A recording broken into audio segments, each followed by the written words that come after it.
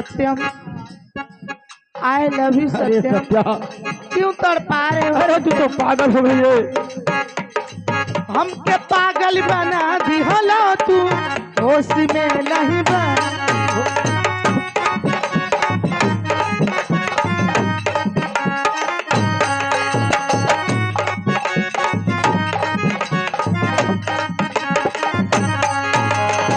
तुहरा के हम मनल है बानी, आपन दिल भर जानी।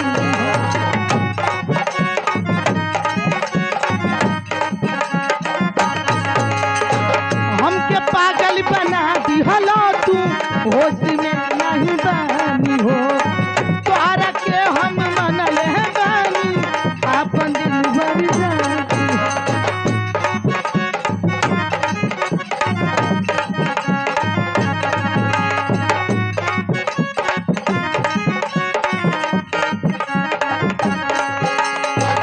तोहरा से कोरी ले पीरितिया पीरितिया, जान तोड़ा तू पीरितिया, जान तोड़ा नू हो। ए डार्लिंग कोइया होई हमनी के मिलानवा मिलनवा मिलन।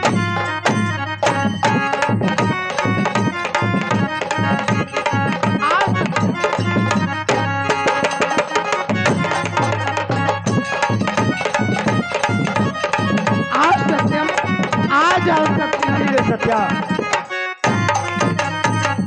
अरे मैं जानता था कि तू बहुत नंगी है, कहीं ना कहीं मुझको फंसा देगी। सत्यम, मुझे क्यों परेशान कर रहे हो सत्यम? अरे क्यों सत्या, नहीं मेरी बात मान रहे हो सत्यम? मैं तुझे कह रहा हूँ, तू मेरी बहन है, सगी नहीं लेकिन धर्म की बहन है। मैं तुझे अरे सत्यम, मैं तो एक राजा की बेटी हूँ सत्यम, तुम तो एक नौकर का बेटे हो, तुम मेरे भाई नहीं हो सकते सत्यम। नहीं, मैं तुझे अपना भाई नहीं मानती हूँ सत्यम। तू मुझे भले ही भाई न मान, लेकिन मैं तुझे अपना बहन मानता हूँ। ले लाना। अरे बेवकूफ, अरे गैरों से गिला क्या करे, अरे गैरों से गिला क्या करे, जब अपने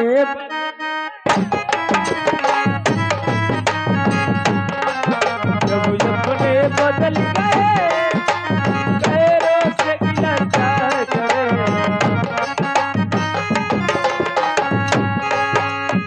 गैरों से गिला क्या करे, गैरों से गिला क्या करे, जब अपने बदल गए, गैरों से गिला क्या करे, बदल गए, गैरों से गिला क्या करे, बदल गए,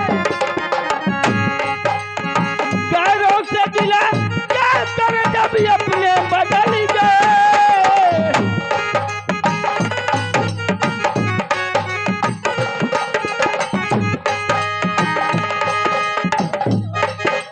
शीशा वही है श्री मगर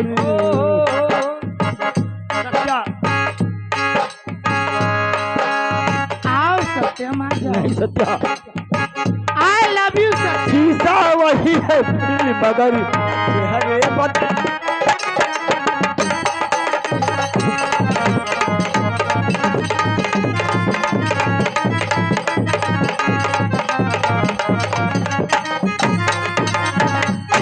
सत्यम, एक बात मेरी जान लो सत्यम, अगर तुम मेरे नहीं हुए सत्यम, तो मैं किसी और का होने भी नहीं दूंगी सत्यम। मैं तुझे बर्बाद कर दूंगी सत्यम, बर्बाद कर दूंगी। नहीं सत्या, सत्यम, सत्या, भलाई इसी में है सत्यम कि तुम मुझसे प्यार कर लो सत्यम, और हम लोग घर चलेंगे सत्यम, हमारी शादी। नहीं सत्या, मैं जानता हूँ तू एक राजा की लड़की है, मैं एक नौकर का लड़का हूँ, लेकिन सत्या मैं तुम्हारे साथ ऐसा दुर्व्यवहार नहीं कर सकता। अरे हमारी उम्र 16 के बाद तो हर बात 17, अरे एक दू बरिस में टल जाई खतर, अरे संगे संगे सुतल जाई घर के भीतरिया, लहरिया लुटिया राजा जी तान के चदरिया।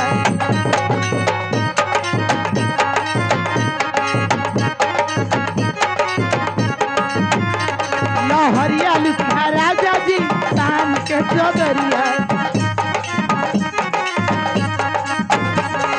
हमार उम्र 16 के बाद तोहर बाटे 70, एक दू बरिस में टल जाई खतर।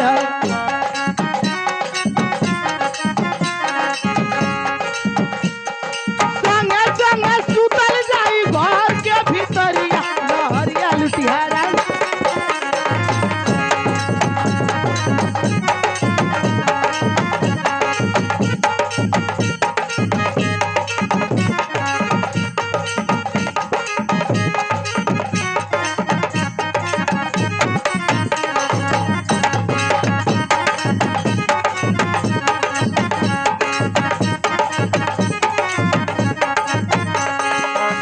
इसे मार दी हथेली के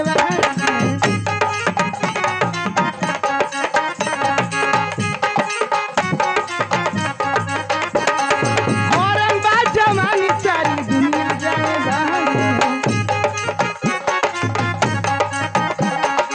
औरन बा जवानी सारी दुनिया जाए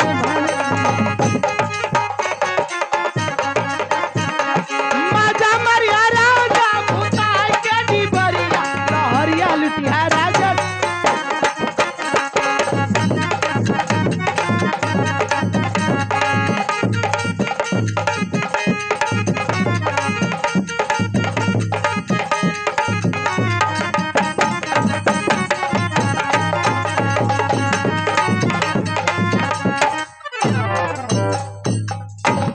सत्यम, तू मेरा प्यार ठुकरा कर जा रहा है सत्यम।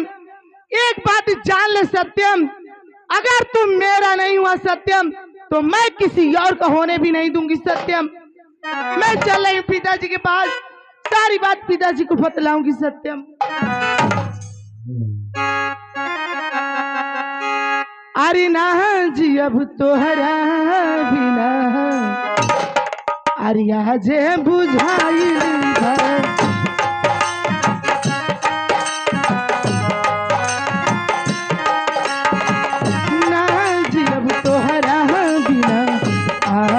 बुझाई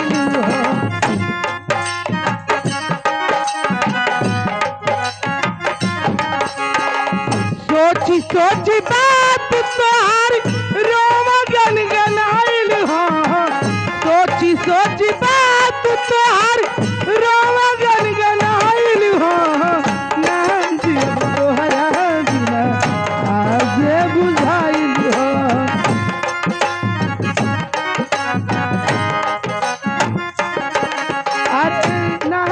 अब तोहरा बिना आज बुझाइल हो।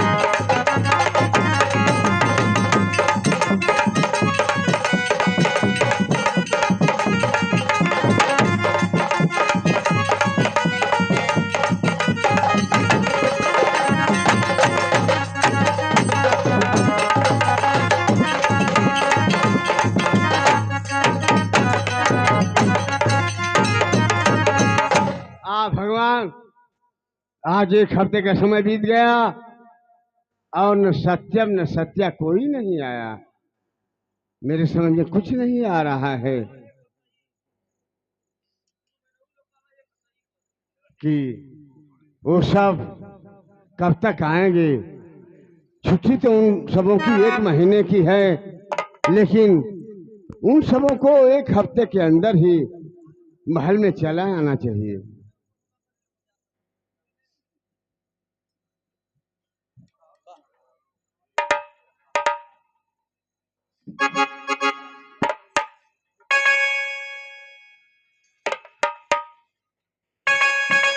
पिताजी पिताजी पिता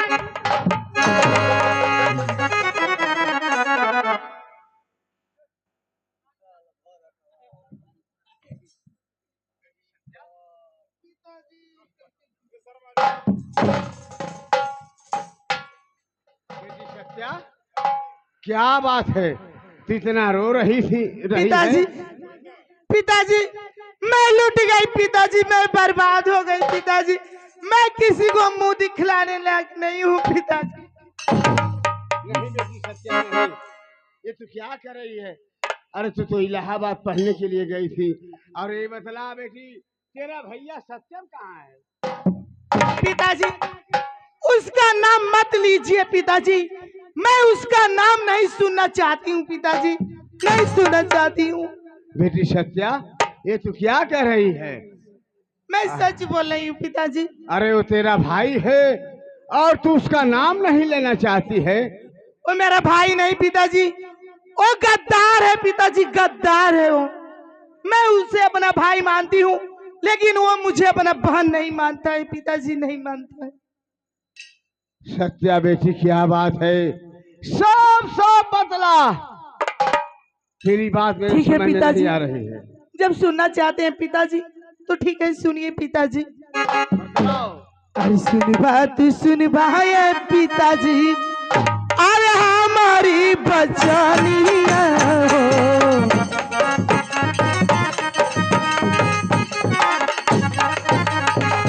सुन ले बयार जो हमारा हो बेटी सत्या। अरे जे करा के मन लाए पिताजी, अरे धर्म के लालाना हो। हाँ पिताजी, इज्जत संग कैला सके लवा।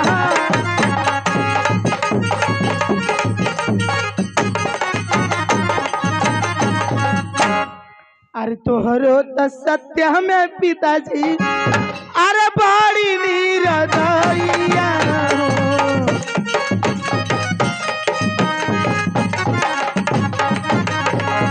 लूट लाई जातिया हमारा।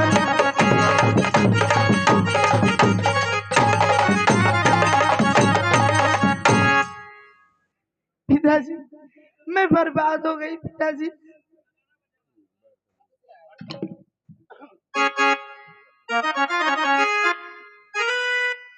बेटी सत्या, तू क्या कह रही है? मैं सच बोल रही हूँ पिताजी। बेटी सत्या, मैं जितना तुझे जानता हूँ उतना बेटा सत्यम को जानता हूँ।